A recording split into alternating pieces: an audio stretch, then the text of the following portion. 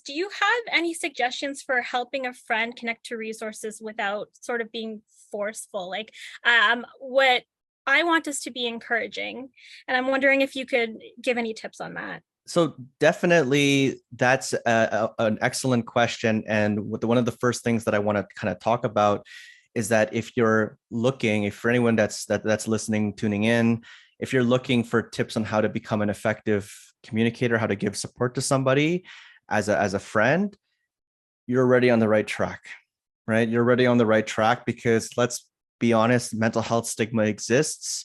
We've done over a decade worth of anti-stigma campaigns with the Bell Let's Talk and all these independent organizations like YouthSpeak that are trying to get the word out there, trying to encourage people, give people skills, empower them, give awareness to certain topics.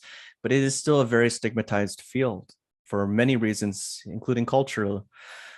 And if you're looking to be a better support, you're already doing a great job because it's such a challenging conversation and it's never going to go the same way each time for the same person. For different people, what one person's experience is not going to equate the same as another. Just because two people may have the same even diagnosis, the same problems, maybe similar life experiences, they're still going to be very different people, right? And those conversations can go very differently. So being a person's support, actually taking that courage to and that vulnerability to enter those conversations, it's going to be anxiety provoking. It's going to be kind of scary sometimes. It's going to hurt, especially the more that you love somebody, it's going to really hurt. Being that person's support is number one. Having good supports in a person's life is one of the main predictors that someone's going to do well with their life. Now, tips and strategies besides just having those conversations, being open to them, is that we want to stay as far away from advice giving as possible. It's never helped. Right. There are so many examples I can think of. If you were to look at any person who's been trying to make changes in their lives, but they're kind of maybe ambivalent about them, where you tell somebody what they need to do or how great they are, without talking about any topic specifically, advice giving doesn't usually work. It can be kind of annoying sometimes, but it's one of the last things that you really want to be doing. Of course, unless a person's actively seeking your help. Like if someone's saying, I really want to quit smoking, the Nicorette's not really helping.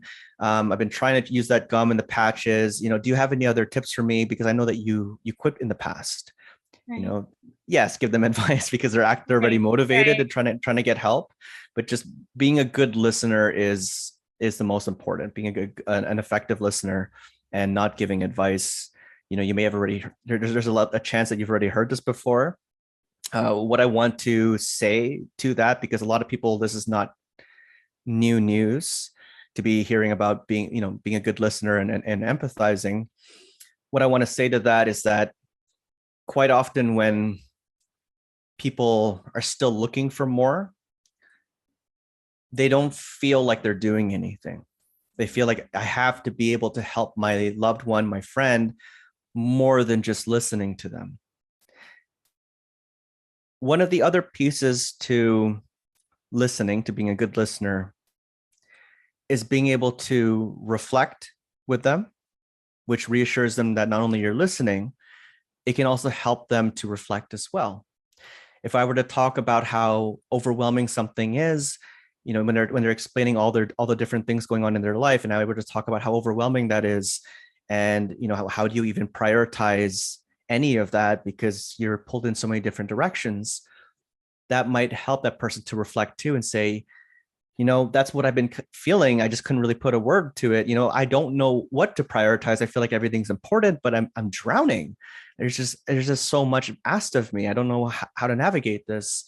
The other piece to that, besides listening and reflecting, is the validation piece. Validation is extremely important. Whether we're talking somebody, changing their views, maybe they have very stigmatized beliefs about mental health, or whether we're talking about somebody that's been through a traumatic situation, or we're talking about, a person who is even just trying to, get over like a breakup, for example. In all those situations, there has to be a certain level of acceptance and validation. If a person blames themselves for something, if they feel that there's things that they could have done, that things shouldn't have gone a certain way, that why is it like this? They just have all these questions in their head, this blame against them that's rejecting reality. They're going to have a hard time moving forward. I think it's fair to say that people can't logic their way into healing. There's a lot more to that, and people really need to come to a terms of acceptance. And how you're going to help people through that is through validation. Validate everything.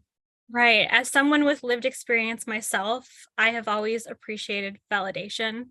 And as someone with lived experience, I always want to be there to help a friend. And you just saying that, just being there, them knowing that you're there for them, is doing a really great job. I find that very comforting. So thank you so much for that. If you want to hear more stories, don't forget to subscribe, comment, and like. To support more youth by youth led projects, visit us at youthspeak.ca, where you can donate and spread youth mental health awareness. YouthSpeak Charity. Speak, inspire, change.